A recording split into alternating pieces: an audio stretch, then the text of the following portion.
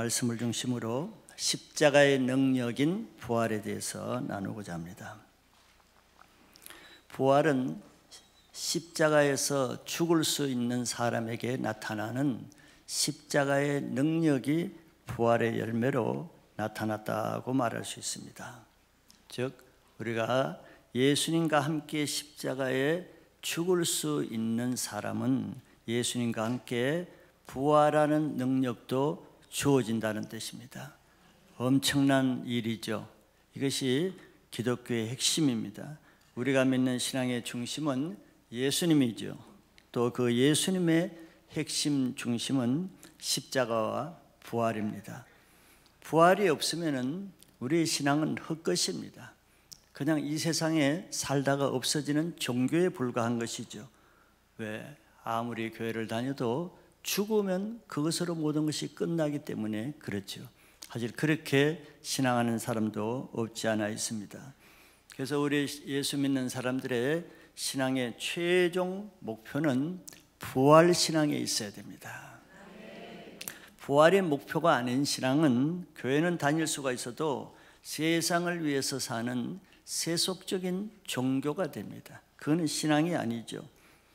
부활 신앙은 이 세상을 떠난 뒤에도 영원한 천국에서 생명으로 다시 부활한다는 그것을 소망으로 하는 신앙이 부활 신앙인 거예요.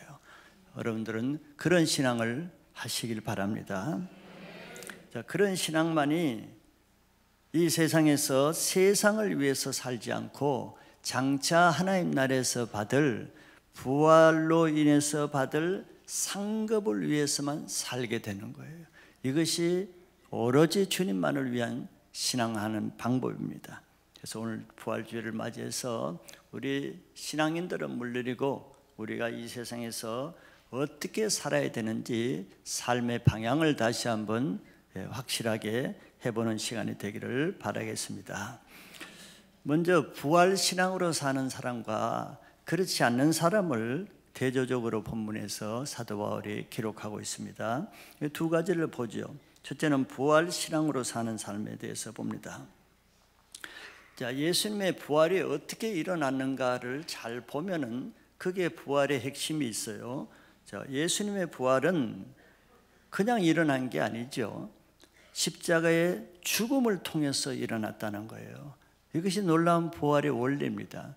여러분들은 뭐 그냥 당연하게 지식으로 알고 있으니까 당연하게 받아들이겠죠. 그렇지만 당연한 것이지만 매우 중요한 영적인 원리고 생명의 원리가 있습니다.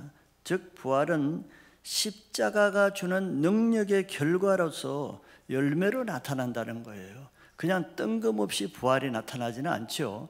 죽는 것이 있어야 부활이 되잖아요. 즉 자신의 죄가 십자가에 죽는 것이 없이는 새롭게 생명이 주어지는 부활의 능력도 없다는 것입니다.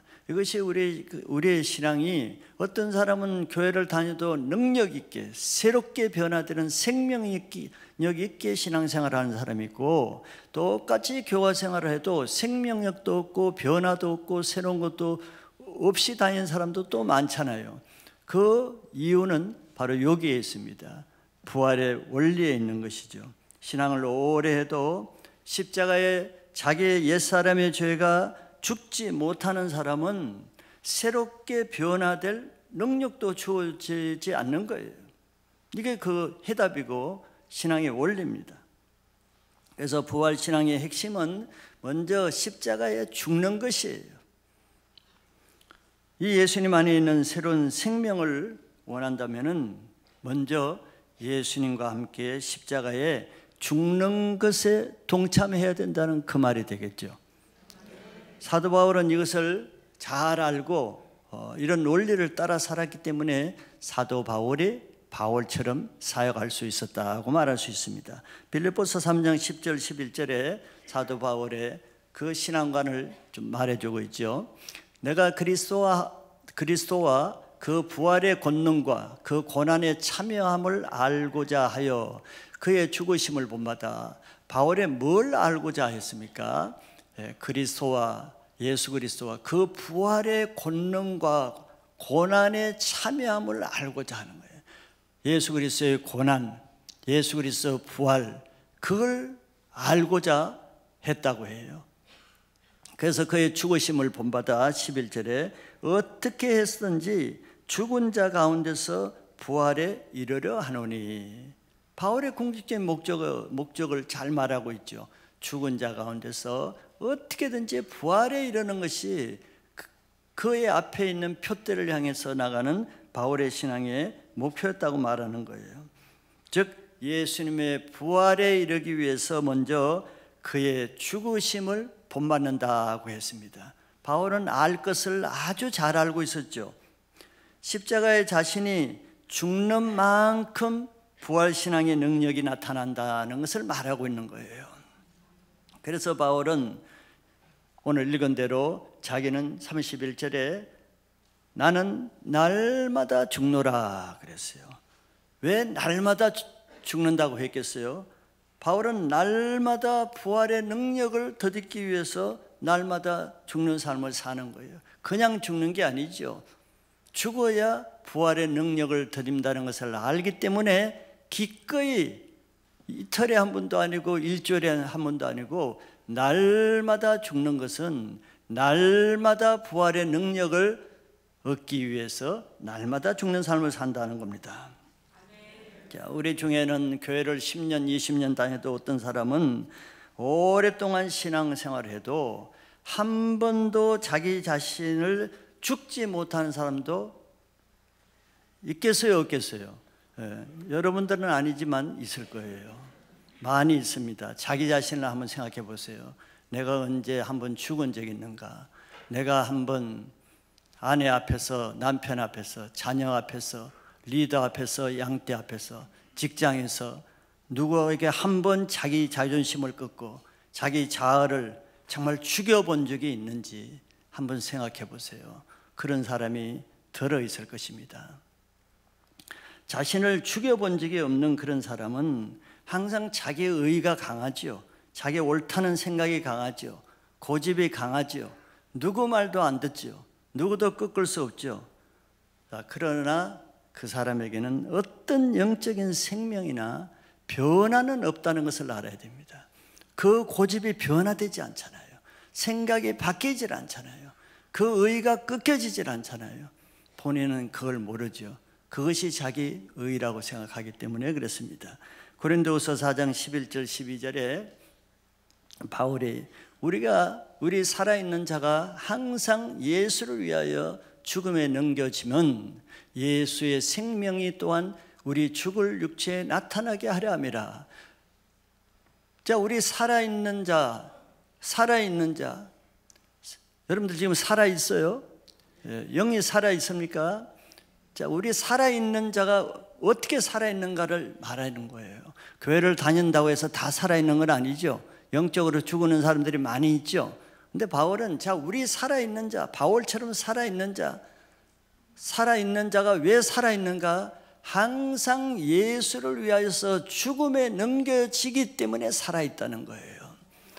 그럼 왜 항상 예수의 죽음에 그렇게 넘겨지는 그런 삶을 사는가? 목적이 있기 때문에 예수의 생명이 또한 우리 죽을 육체에 나타나게 하려 하기 위해서 죽는 거예요. 어리석은 거, 힘이 없고 나약하고 패배자이기 때문에 죽는 것이 아니고 정말 죽을 이유를 알기 때문에 아는 사람만 죽을 수가 있는 거예요. 12절에도 그런즉 사망은 우리 안에 역사하고 생명은 너희 안에 역사하니라. 이게 영적인 진리고 살아있는 자들은 다 이런 삶을 살기 때문에 살아있는 거예요. 생명이 있게 사는 신앙생활은 그냥 되는 것이 아니고 저런 원리로 살기 때문에 생명력이 있겠죠. 여러분들 살기 위하면은 먼저 자기가 예수의 죽음에 넘겨주는 것을 먼저 하셔야 됩니다. 예수님을 위해서 자기 자아가 죽을 때 우리 안에 예수의 새로운 생명이 나타난다 그랬잖아요. 이 생명은 옛날 생명이 아니에요. 육체로 인해서 죄로 인해서 죽을 생명이 아니죠. 예수의 생명이 나타나는 목적이 뭡니까? 예수의 생명이 나타나야만 우리 옛사람이 변화가 되는 거예요. 교회를 오래 다녀도 왜 안 변화가 됩니까? 예수의 생명이 없기 때문에 그러죠. 옛 생명으로 살기 때문에 그러죠. 옛 생명이 죽어야 예수의 생명이 우리한테 나타나서 나를 변화시키는 겁니다. 단순한 원리죠. 이게 생명의 원리고 부활의 원리입니다. 사도 바울을 우리는 존경하고 사도 바울처럼 살기 위해서 어떤 사람은 자기 이름을 바울이라고도 말하고 하죠. 근데 사도 바울처럼 그렇게 살려고 하면 이름만 짓는다고 되는 건 아니잖아요. 사도 바울이 능력 있게 산 것은 날마다 예수님을 위해서 자기를 죽였기 때문에 그렇게 살 수 있었던 것입니다. 오늘 바울이라고 이름 지은 사람들은 다 날마다 죽으시기 바랍니다. 안 그러면 이름을 바꾸시기 바라요. 내 안에 예수의 죽음이 있으면은 그 예수의 생명이 나에게 나타나고 그 생명이 다른 사람에게 예수의 생명을 증거할 수 있게 된다고 했잖아요. 12절이 그거죠. 사망은 우리 안에 역사하고 생명은 너희 안에 역사하느니라. 내 안에 변화되는 예수의 생명이 있어야 내가 남을 바꾸고 남에게 생명들 주고 남을 구원하고 할 수 있죠. 내게 생명이 없는데 뭘로 하겠어요? 말로만 하는 거예요. 지식으로만 하는 겁니다. 그러니까 능력은 없죠. 남편이 예수의 죽음을 지면은 그 안에 예수의 생명이 나타나게 되겠죠. 그러면 그 생명이 그대로 그냥 잠자고 있겠습니까? 그렇지 않지요. 그 예수의 생명이 아내를 예수의 생명으로 변화시키는 능력으로 나타나는 거예요. 아내 속에 예수의 죽음을 짊어지면은 예수의 생명이 나타나고 그 예수의 생명이 믿지 않는 남편을 변화시키는 능력으로 나타나는 거예요. 이게 영적인 원리입니다. 근데 아무도 죽지 않는 가정에서는 아무 변화가 없고 그냥 사망의 고통만 있죠. 그런 가정들이 얼마나 많습니까? 뭐가 남이 잘못되고 나에게 안 맞고 성격이 안 맞고 이게 문제입니까? 자기가 안 죽는 것이 문제죠. 아무도 안 죽으려고 그러니까 서로가 안 죽으려고 그러면 남을 죽이려고 합니다. 자기가 안 죽는 사람 보세요. 다 남을 죽이려고 그래요. 남을 비판하고 헐뜯고 남을 정죄하고 남을 욕하고 모든 것이 남이 잘못됐다는 거예요. 근데 자기가 안 죽으려니까 그러죠. 그러면 서로 죽는 일밖에 없는 거예요. 가정에 살면은 부부가 살기 위하면은 한 사람이 죽으면은 그 가정은 살아나는 겁니다. 부모가 예수의 죽음을 지면은 그 자녀에게 예수의 생명이 나타나서 자녀가 바뀌게 되는 거예요. 셀 안에 셀 리더가 죽으면은 변하지 않는 연약한 자들에게 예수의 생명이 나타나서 그 영혼들이 변화되는 거예요. 근데 죽지 않으면 늘 말로만 하죠. 다른 사람은 너나 잘해라, 너나 잘해라, 너나 고쳐라. 그러니까 상처만 받고 떠나지 변화는 안 되는 거죠. 그렇기 위해서는 자기가 죽으면 되는 겁니다. 이것이 십자가로 주어지는 부활의 능력이에요. 부활의 능력은 먼 데 있는 게 아닙니다. 앞으로 우리가 죽어서 천국에 가서 부활의 능력이 나타나는 것이 아니고 이 땅에 살 동안에 예수와 함께 날마다 죽으면은 날마다 부활의 능력이 나타나는 거예요.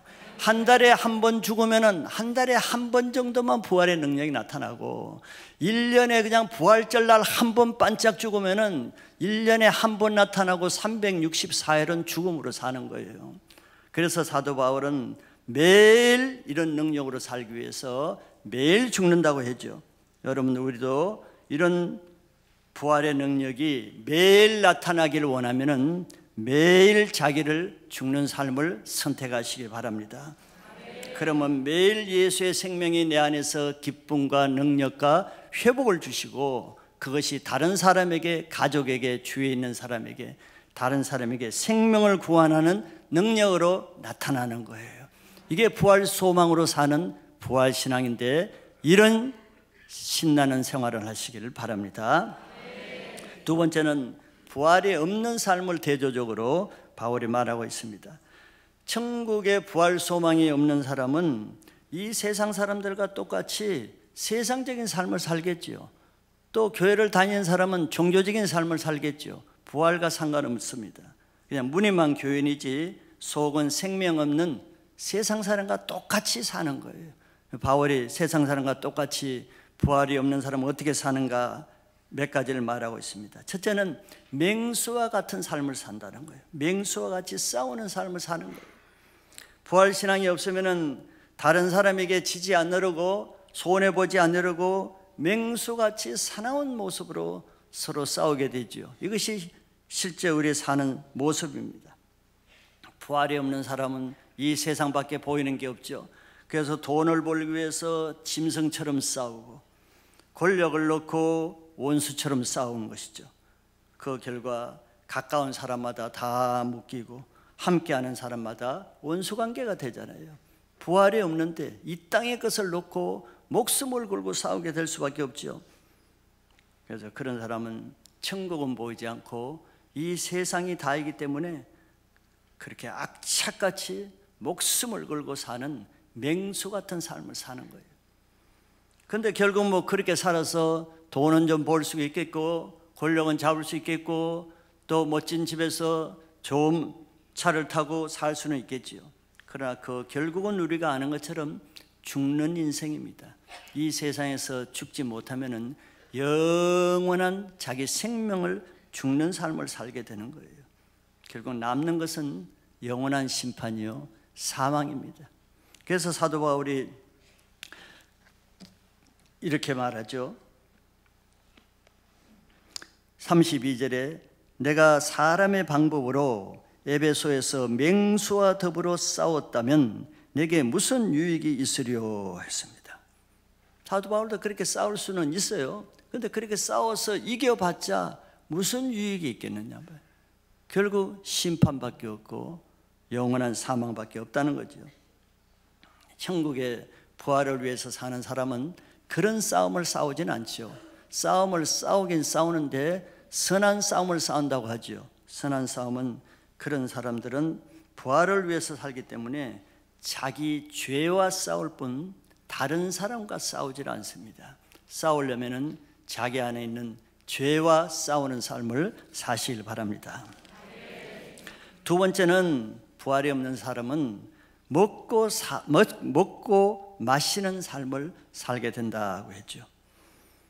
부활이 없으면 내일 죽을 터이니 먹고 마시는 삶을 살자 이렇게 말한다고 했습니다. 어차피 죽는 인생이니까 사는 날 동안 신나게 놀고 신나게 즐기는 그런 것이 세상 사람들의 가치관이죠. 그것을 행복이라고 생각합니다. 그런 삶을 살려고 하니 악착같이 돈을 벌어야겠죠. 악착같이 남과 경쟁해서 이겨야 되겠죠. 그러니까 싸우는 삶을 사는 거예요. 그래서 사람들은 노는 것에 한이 맺힌 사람처럼 시간만 하면 놀라 그러고 돈만 있으면 돈 쓸 것을 찾고 여행을 다니고 맛집을 다니고 향락을 즐기고 온갖 즐길 것만 찾습니다. 뭐 다른 데 소망이 없고 낙이 없잖아요. 그런 사람들은 교회를 다녀도 인생의 목표가 교회를 다니면서 축복받아서 돈을 많이 벌게 하고 사업이 잘 되게 하고 노후를 많이 저축하고 이것이 교회 다니는 목적입니다. 축복을 받아야 되니까. 그래서 권력과 명예를 얻고 육체를 즐기고 이것이 교회 다니는 유일한 목적이에요. 그 이상은 없습니다. 뭐 영적인 거, 하늘의 상급, 주님의 사랑 이거 관계없어요. 천국의 상급은 아무 관심이 없습니다. 종교 생활을 할 뿐이죠. 이런 사람들은 상대적으로 천국을 위해서, 상급을 위해서, 주님을 위해서 헌신하고 억울한 애매한 고난도 받고 다른 사람으로부터 비난도 받고 이렇게 사는 사람을 욕하죠. 부끄럽게 여기고 어리석게 여기고 같이 비난하죠. 왜 인생을 그렇게 사는지 비참하게 여기고 불쌍하게 여깁니다. 누가 불쌍한지를 모르니까 그러는 거죠. 그래서 마지막 때는 하나의 심판대 앞에서 눈물로 감격할 사람이 있는 반면 어떤 사람은 충격을 받고 기절할 사람도 많이 있다는 것을 생각해야 됩니다. 마지막 세 번째는 부활신앙이 없으면 죄에 빠지는 삶을 살게 됩니다. 천국 소망이 하면 결국 악한 자의 유혹을 견딜 수가 없습니다. 자기도 세상을 사랑하는 마음이 있으면서 교회를 다녀봐요. 어느 날 세상을 사랑하는 사람이 와서 한마디 딱 던지면 그게 넘어집니다. 자기 안에 그런 마음이 있었기 때문이죠. 그래서 우리의 선한 행실을 더럽히는 악한 자의 말에 속지 말라, 바울은 이렇게 경고를 합니다. 그런 악한 사람들은 믿음으로 사는 사람만 골라서 믿음에서 떨어지게 하기 위해서 거짓말로 속이기 때문이죠. 바울 주위에도 항상 이런 사람들이 많이 있었습니다. 바울이 부활을 강조하면 부활이 없다 그러고, 영생을 강조하면 영생이 없다 그러고, 늘 바울을 대적하면서 믿음을 더럽히는 사람들이 많이 있었죠. 디모데후서 2장 17절 18절에 그들의 말은 악성 정향이 퍼져나간 것 같은데 그 중에 후메네오와 빌레도가 있느니라. 18절에 진리에 관하여는 그들이 그릇되었도다. 부활이 이미 지나갔다 하므로 어떤 사람들의 믿음을 무너뜨리느라. 부활 끝났다는 거예요. 부활 바라보며 살지 말라는 거예요. 지금이 천국 삶이라는 거죠. 바울의 말을 완전히 무시하는 이런 후메네오와 빌라도 같은 사람이 있다는 것을 말하고 있습니다. 그런 사람들은 부활신앙으로 사는 사람들을 비웃고 어리석게 여기고 또 핍박하겠죠. 그러면 계속 그 말을 듣다 보면은 믿음이 약한 사람은 그 말에 미혹되겠죠. 신앙을 잘 하다가도 내가 조금만 세상에 욕심을 품거나 세상 사람을 부러워하거나 돈에 미혹되거나 다른 것에 미혹되면은 반드시 이런 사람이 찾아옵니다. 생선이 있는 곳에 파리가 찾아오듯이 그 사람에게 찾아와서 한마디 던지면은 그때 미혹돼서 속는 거예요. 아담과 하와가 만약 뱀에게 속지만 않았다면은 예라는 것은 없지만 만약에 그랬다면은 아담과 하와는 영원히 에덴 동산에서 하나님과 영원한 행복한 삶을 사는 성공한 인생이 되었을 거예요. 그런데 그가 실패한 것은 무슨 능력이 없거나 큰 업적을 못 냈거나 그렇기 때문에 그 인생이 망한 것은 아니죠. 뱀이 하는 거짓말에 속았기 때문입니다. 즉 속은 거예요. 속으면 인생이 속습니다. 그들의 문제는 왜 속았습니까? 하나님을 의심하고 하나님의 말씀을 뱀의 말보다 하나님의 말씀보다 뱀의 말을 더 믿었기 때문이죠. 이게 속는 자의 특징입니다. 하나님보다 사람의 말을 더 믿는 거죠. 사단은 가까운 가족이나 친지를 통해서 말씀대로 살지 못하게 얼마나 미혹합니까? 그럴듯하죠. 맞는 것 같죠. 진짜 그 말대로는 내가 어리석게 사는 것처럼 보이죠. 우리가 어떤 사람과 가까이 하고 누구의 말을 듣는가를 조심해야 된다고 했습니다. 뱀의 말은 듣기에는 달콤하고 나에게 유익을 주고 하나님 말씀보다 더 지혜로운 것 같지만 뱀의 입에는 뱀의 독이 있는 거예요. 우리가 믿어야 할 것은 오직 하나님 말씀뿐입니다. 그래서 하나님 말씀에 굳게 서 있어야 돼요. 마지막 때 하나님은 뭘로 심판해요? 하나님의 심판 기준은 딱 하나입니다. 하나님의 말씀이에요. 말씀으로 나중에 심판받습니다. 내가 말씀대로 사는지 하나님의 말씀을 듣는지 다른 말을 듣는지 그것이 내 운명을 가르는 거예요. 디모데후서 2장 22절에 또한 너는 청년의 정욕을 피하고 주를 깨끗한 마음으로 부르는 자들과 함께 의와 믿음과 사랑과 화평을 따르라 그랬습니다. 우리 믿음을 가졌다고 해서 그대로 지켜지는 것은 아니죠. 보호가 필요합니다. 어떻게 보호를 받을 수 있는가를 바울이 말하고 있죠. 주님을 사랑하고 주를 깨끗한 마음으로 부르는 자들과 함께 의와 믿음과 사랑과 화평을 쫓는 것이 내 믿음을 지키고 보호받는 방법이라는 거예요. 내가 누구와 함께 하는가, 그 함께 하는 사람이 나의 보호막이 된다는 겁니다. 믿음을 잃고 세상을 사랑하고 교회를 떠난 사람과 함께 해보세요. 그 사람과 같이 그렇게 되는 거예요. 그 사람의 내 믿음을 빼앗아가는 역할을 하죠. 그래서 하나님을 위해서 살고자 하면은 가까운 친구라도 원수가 되고 가까운 가족이라도 원수가 되는 일이 그래서 생기는 거예요. 혈과 육의 문제가 아니고 영적인 문제이기 때문에 그렇습니다. 자, 하나님은 결론적으로 우리를 사랑하시기 때문에 첫째는 모든 사람이 죄에서 구원받기를 원합니다. 그 다음에 구원받은 후에 다시 개가 토한 것을 먹으며 세상으로 돌아가기를 원치 않고 영원한 천국 부활을 위해서 살면서 그 신앙을 지키기를 원합니다. 하늘의 부활 소망을 가진 사람만 끝까지 신앙을 지킬 수 있지, 그거 외에 보이는 것, 세상 것, 종교적인 것을 따르면은 신앙 얼마 가지 못하는 거예요.